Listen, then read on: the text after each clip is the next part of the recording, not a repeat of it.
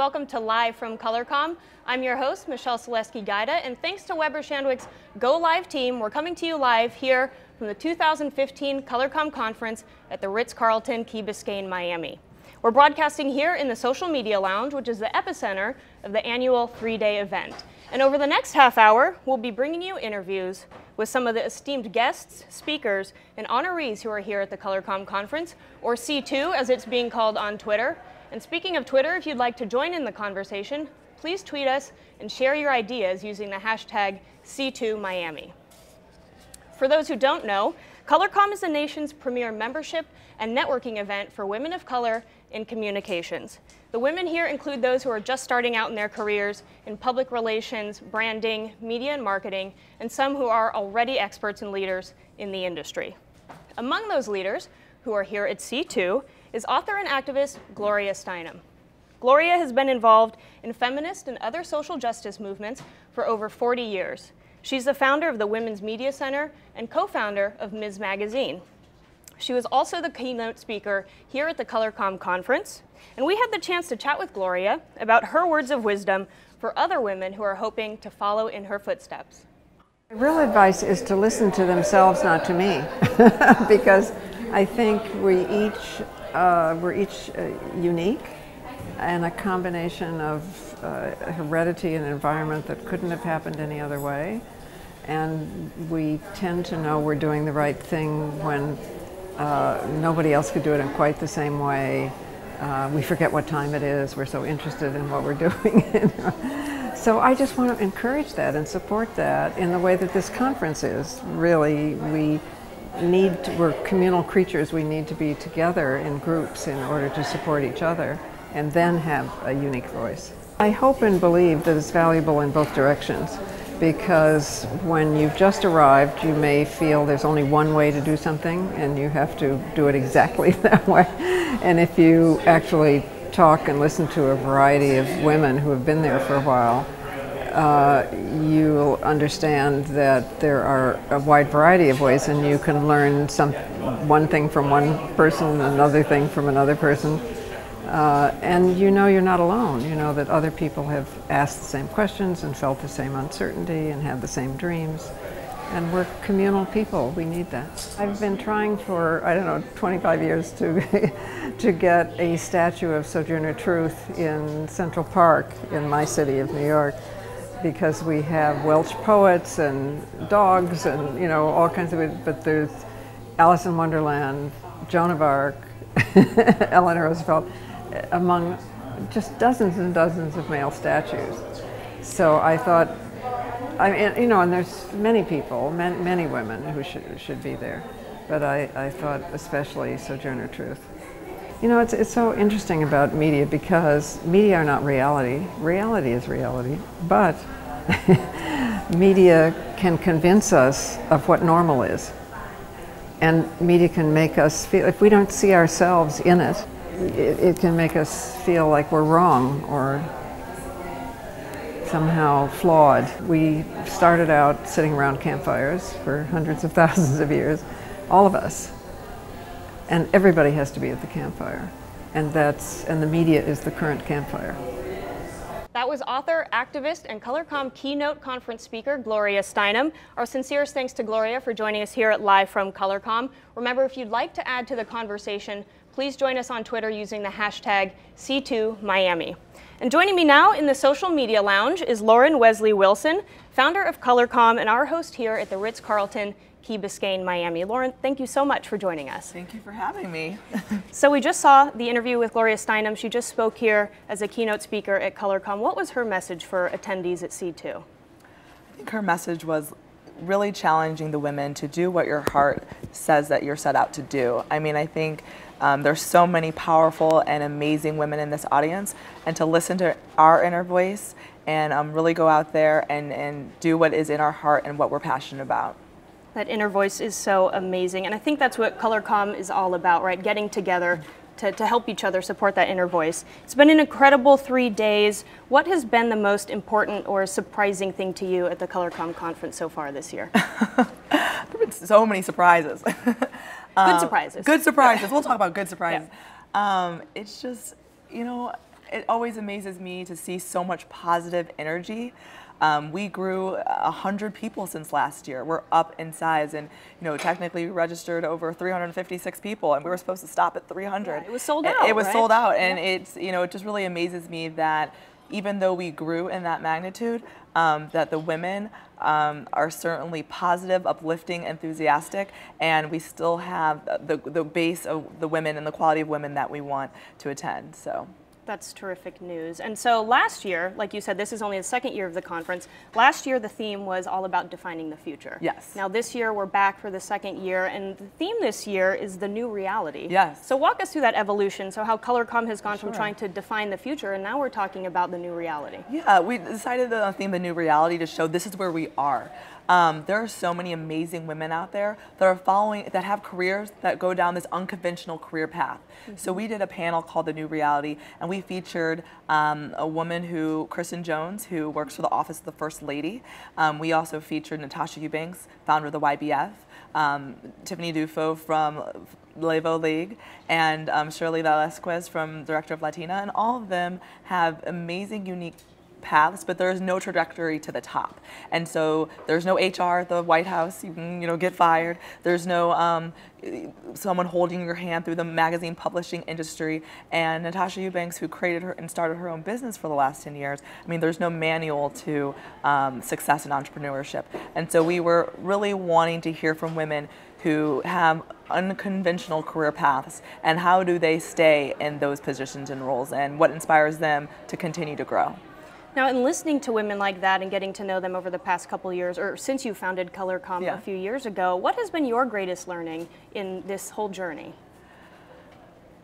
One of the things that I've learned through this experience is you don't necessarily know who you can learn from. I think oftentimes we focus on women with really huge titles and we chase after them, and we miss out on the people around us. And what I've learned is that you really should spend time building relationships with people who are equal to you, below you, and above you, and that really cultivates a true enriched learning experience. You don't want to always surround yourself with a senior vice president. You don't always want to surround yourself with someone who's at your level. You want a variety of people who can help shape and define your career.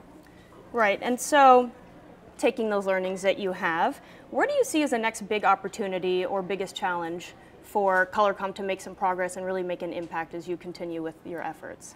Well, that's a great question. There are so many women here who have unique career stories, women here who are doing fantastic things, and the goal is to tell their stories. The goal is to highlight the work that they're doing, and so I really see ColorComm being able to be a voice online and focusing and transitioning into a content generating site where we have the ability to tell the story from the multicultural lens and really see those events, stories, and people, advanced visibility is really our goal. And so I think going in that direction will help do that.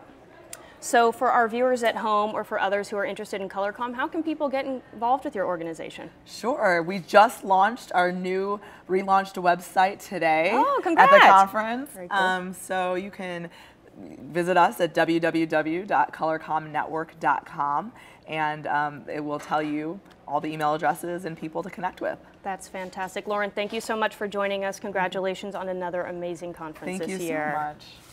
We hope some of you watching at home will be inspired to get involved with this great organization. As Lauren said, if you'd like to learn more about ColorComm, head over to colorcommconference.com. And of course, you can always keep the conversation going by joining in on Twitter using the hashtag #C2Miami.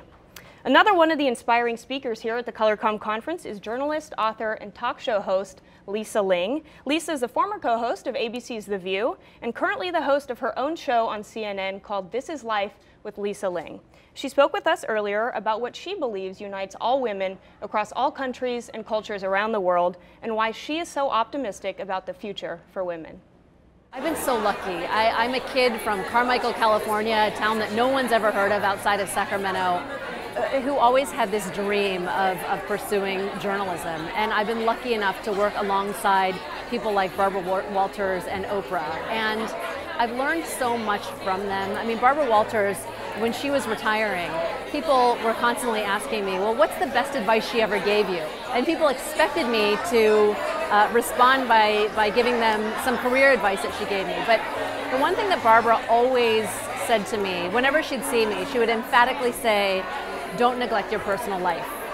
And I mean, this was constant with her. And I think that women often feel that they need to work so hard and they don't think enough about their personal life. And I just found that to be really invaluable information and invaluable sage words from someone who really did, I think, sacrifice so much in order to achieve the success that she has. I want to talk about how important gratitude is to be able to remind ourselves of all the time, but also to stand up for oneself. I mean, I think as women we tend to undervalue ourselves and often we don't stand up for ourselves enough, and that's something that I sort of learned the hard way, and I want to try and impart that to my colleagues in the audience tonight. I mean, I think that this conference is really terrific, and giving people who are just starting in this industry an opportunity to receive mentorship from professionals in the industry is so crucial, because unfortunately, despite how diverse we are as a country,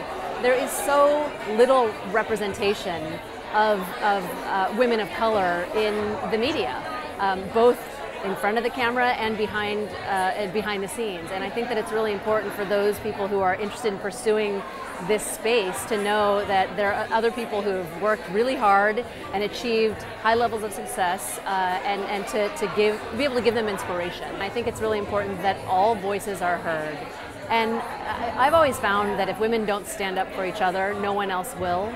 And in the case particularly of women of color, I think it's even more vital that we take the time to come together and impart the knowledge that we've gained, and again, it hasn't been an easy process, onto future generations. Well, women are resilient, and I think that women are doers, and given the opportunity to come together and brainstorm, things really happen. And that's one of the reasons why I love to speak to large groups of women, because I think that once women get that chance to collectively work on something, things will change. And so I'm excited that this conference exists, because I think that from this conference there will be new ideas that are spurred, and it could be life-changing for all the women involved, but also this country. I'm very optimistic about the future for women. Just seeing these incredible, accomplished women here who are taking this time to share with people who are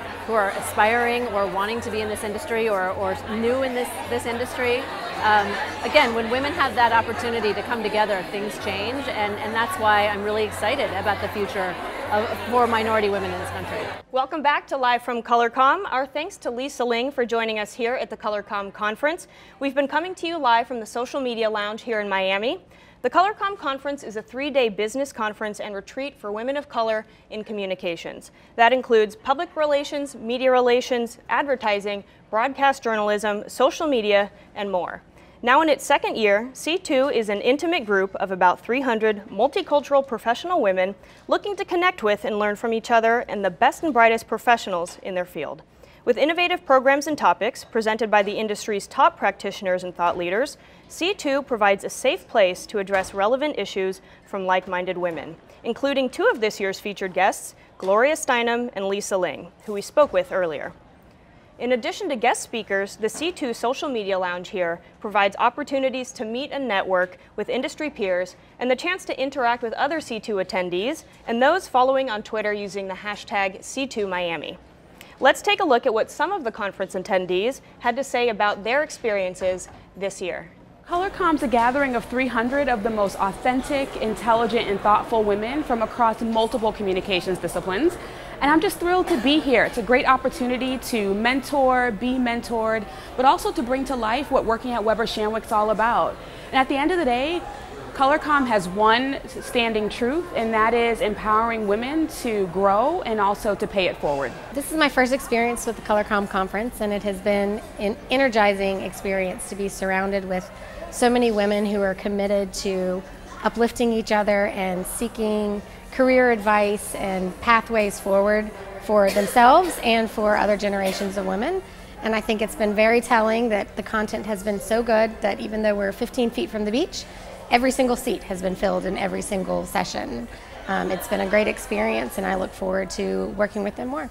Expert panels and presentations are also happening here at the ColorComm Conference, including one hosted by several women from global communications firm Weber Shandwick, my colleagues, who spoke with attendees earlier today about the evolution of social media and its impact on influencer and consumer engagement. We are very excited to be here today to talk to you about the evolution of social media, the important role that influencers play, consumers just like us, who have a very important impact on engagement and awareness, and the changing of perceptions, and also how technology today fuels the conversations we're having and the engagements that we're having and the experiences we're having. What does it mean for how we communicate in the future, and how we take the power of social media, the power of influencers, and the power of technology and make that work the hardest for us, whether we're communicating on behalf of brands, for the companies we work, to the employees that we work with, or just simply to each other. There's so much more data and intelligence that's available to us that we need to definitely migrate much more consistently away from the gut and what we think are the truths of cultures and different audiences, and really allow the data to speak to us. That requires more time, in many cases more investment, but it's definitely worth it in terms of really being able to surface what matters to people. I think part of it is really looking at not only what is being said, but where's the opportunity, whether it's a brand or it's against a social issue, to come in and say that there's another truth, there's another reality that we need to be expressing, and really leverage technology as an opportunity to do that. Some of these live streaming tools, like Periscope and Meerkat, we're actually able to see things happening. So it's less about the text that's driving it, but really these tools are enabling us to see it from behind the scenes, the truth of what's happening, and really give our audiences an insight into us as a brand. How do brands break through with content that's going to actually engage consumers and get them to buy the product or try the product or care about the product and form a long-term relationship with the brand? I mean, I think that's one of the reasons why we should be working more, and one of the things that we champion at Weber Shandwick is to create the human-centered experience by working with influencers, because people look to influencers as folks that they trust to make product recommendations as well as to just share experiences about their life, and so by working with another person, a human face behind a brand, to really share an experience in their own light and in their own respect, it kind of brings that message up to a different level to someone that you trust. We wish there was a formula to say this type of content stands out, but we need to, I think, start looking at it from a perspective of, because there are so many different types of audiences out there, what will resonate with this certain group and this certain audience. So what may resonate for me may not be resonant for another group. I think that clients all come to us a lot as counselors to tell them what social platforms, there's always new ones popping up, they should be a part of as representative, and as Allison said, the answer isn't always to be everywhere. It's to respect the mediums, it's to respect the platforms and the type of content that's resonating there. Technology is not a solution, it's a vehicle. So as the representative of the technology, everyone's like, I want to be there, and it's like, well, let's think about why first. Let's take a step back. A lot of organizations internally don't have the diversity that is needed to that are reflective of our audiences. So if we don't truly and genuinely understand who we're communicating to, it's so difficult, and it comes off very obvious when you're trying to communicate to diverse audiences. So I think first and foremost, it's important to have diversity of perspectives, and it's not just race and ethnicity, it's just of ages, of everything. And that's something that we're really striving for at Weber Shandwick, is to ensure that internally first we understand our audiences before we go and try to communicate to them. We are deeply appreciative of you guys all spending your morning with us. Thank you. Everyone smile. Thank you. Thank you to Weber Shandwick and my colleagues for that discussion. And now to switch gears a little bit, we're very happy to have Don Kelly, Vice President of Global Communications at Prudential, here with us on set in the Social Media Lounge. Prudential is a presenting sponsor here at ColorComm. Welcome, Don. Thank you for joining us. Thank you, Michelle. So tell us a little bit, to start off, about you and your role in communications at Prudential. Well, I've been working for Prudential for 16 years, and in my present role, I lead a team of about 8 people. And what we do is we support our corporate social responsibility area, our multicultural marketing area, which is why we're here today, as well as some of our veterans initiatives and our employee proposition as a good company to work for. So in supporting your multicultural efforts, why do you think the ColorComm Conference is so important? Why is it so valuable? It's valuable because this is a conference that's full of women who are influencers in their homes, in their businesses, and in their communities. And Prudential is looking to help women power their ambitions and helping to, leverage all of the insights that we've collected about them and their families to help put them on a firm financial footing. So speaking of empowering women, Prudential has mobilized its employees to support the organization called Girls Who Code. Tell us a little bit about that organization, why your partnership is so important, and what impact you hope to make. Well, Girls Who Code is a wonderful organization that teaches young women that are in high school how to code, how to understand the computer languages. And so that because I'm not sure you know, but there's a lot of jobs in Silicon Valley, but there are not a lot of women that are filling those roles, and even more, a smaller percentage of those women come from multicultural communities. And so Girls Who Code takes young women from inner cities, brings them into companies like Prudential. We have volunteers that engage with them and teach them coding languages. I don't know how to code. Do you know how to code? No. I should sign up. Me too. So as you look at the media and communications landscape and your role in overseeing communications, why is diversity so important in our field? Well, it's important because the world is changing.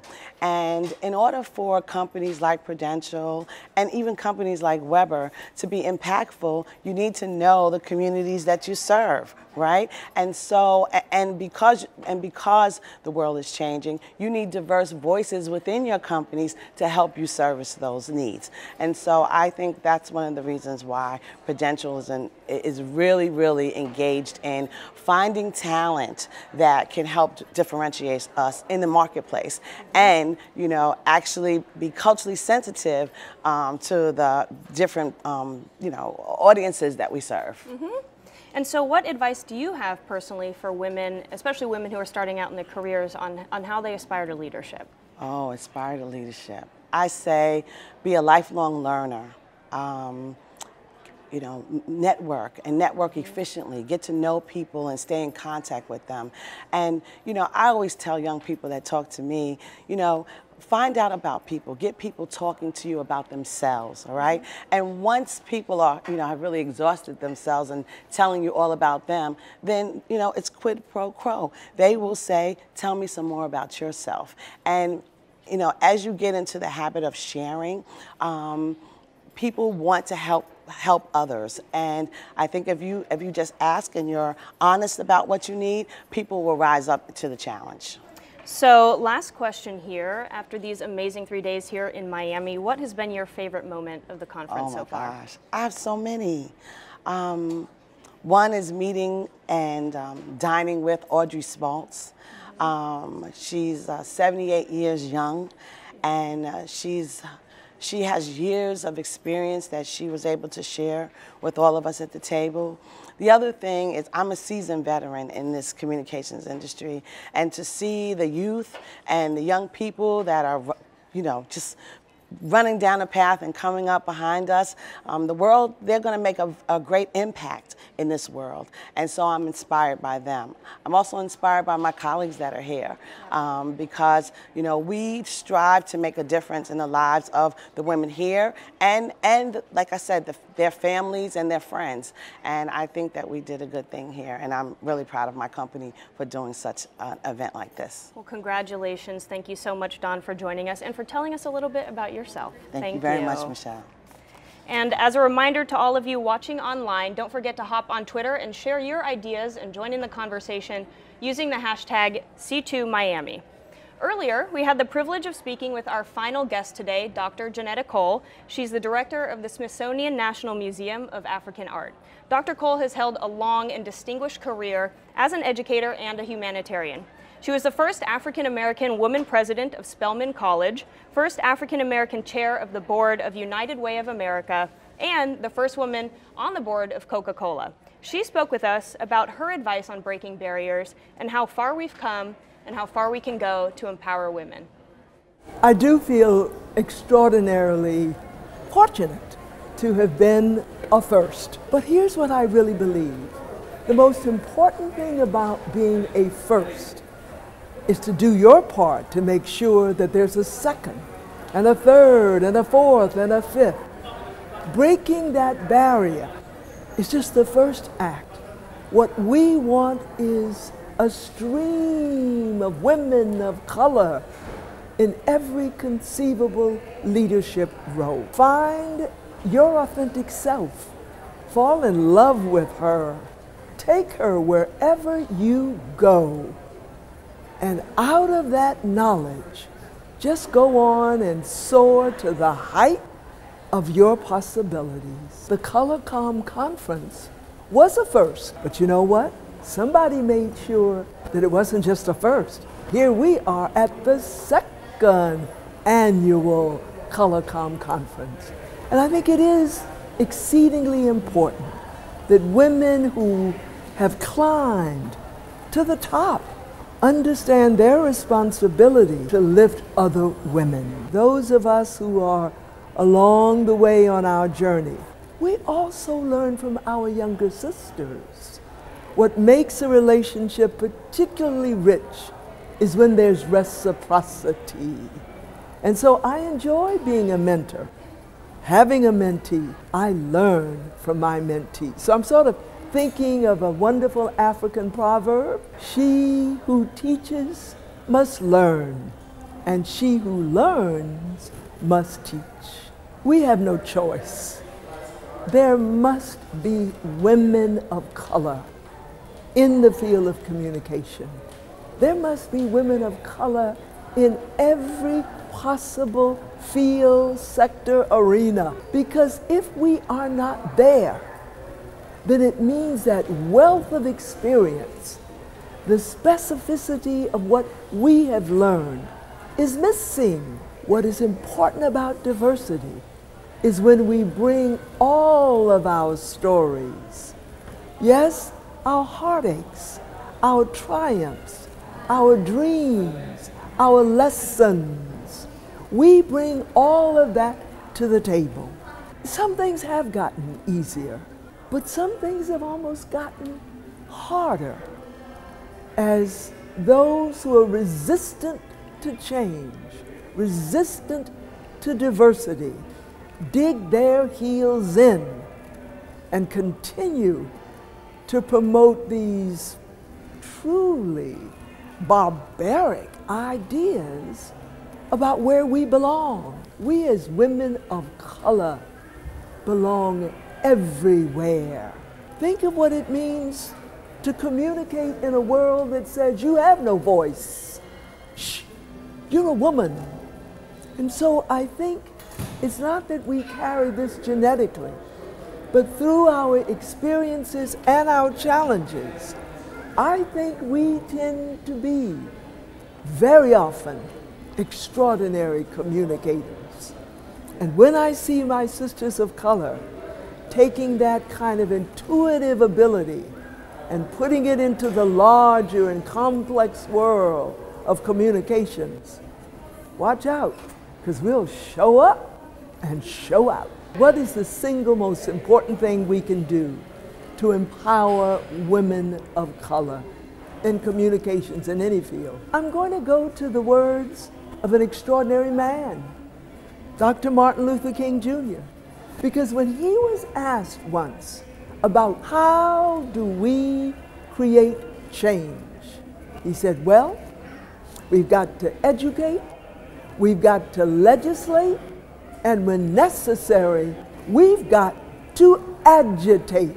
Though it's a long road, we begin early on to educate our girls and certainly our boys about gender equality, about racial equality, about equality. And I believe that when we have a law that says there must be equal pay for equal work, that will be important to us. And so it's a conference like this that reminds us of how far we have come and then gets us charged up to keep going toward where we must be. Thank you to Dr. Janetta Cole for joining us. And as we come to a close here at Live from ColorComm, I'd like to thank all of our guests for sharing their time, their experiences, and their insights with us. And thank you to ColorComm for hosting this great event, and Weber Shandwick's Go Live team for making the broadcast possible. And of course, a very special thanks to you for joining us online and for keeping the conversation going on Twitter using the hashtag C2Miami. Remember, for more information about ColorComm and the conference, just head over to colorcommconference.com. I'm Michelle Selesky-Gaida, and from everybody here at C2, thank you so much for being with us. Now I'll leave you with the many sights and sounds from the 2015 ColorComm Conference.